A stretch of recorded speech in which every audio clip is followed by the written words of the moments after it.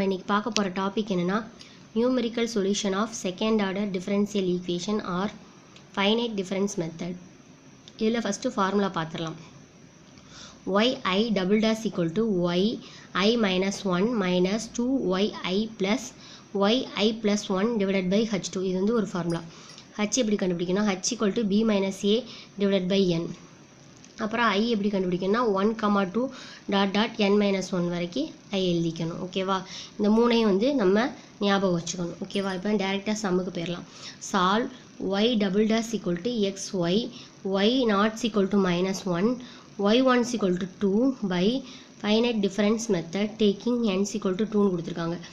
n வந்து 2னா நம்ம எப்படி எழுதுவோம்? x0 x1 x2 சரியா? 0 1 2 சரியா? n equal to 2 கொடுத்தோன்னா நம்மளுக்கு x0 x1 x2 தேவை. இங்கே என்ன கொடுத்துருக்காங்க? y0 equal to minus 1ன்னு கொடுத்துட்டாங்க. அப்போ வந்து இதை x0 எடுத்துக்கணும், இதை y0 எடுத்துக்கணும். y1 equal to 2. இப்போ லிமிட் வந்து நம்மளுக்கு 0 to 1 கொடுத்துட்டாங்க. 0 to 1 சரியா?